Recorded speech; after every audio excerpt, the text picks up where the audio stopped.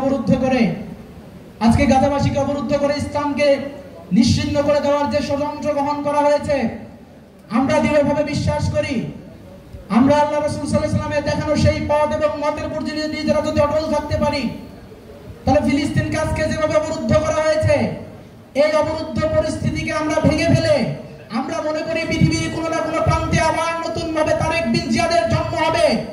আমরা বিশ্বাস করি পৃথিবীর কোনো না কোনো প্রান্তে আবার সেই স্পেন বিজয়ী বিভিন্ন বীর সেনানীদের জন্ম হবে।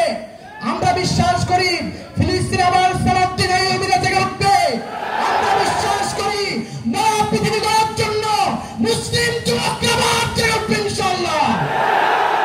আমি শুধু উদাহরণ রাখতে চাই,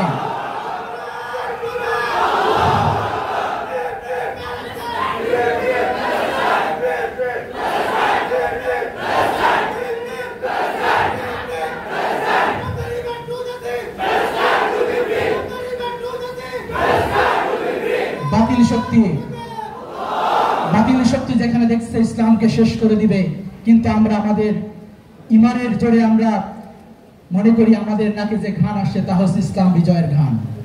আবার বাইতুল মুকাদ্দাস থেকে আল্লাহু আকবার চলে উঠবে, আবার মুসলমান যুবকরা একত্রিত হবে, আবার পৃথিবীর বুকে ইসলাম মাথা করাবে এবং সারা পৃথিবীর নেতৃত্ব দিবে, ন্যায় এবং ইনসাফ কায়েম করবে ইনশাআল্লাহ।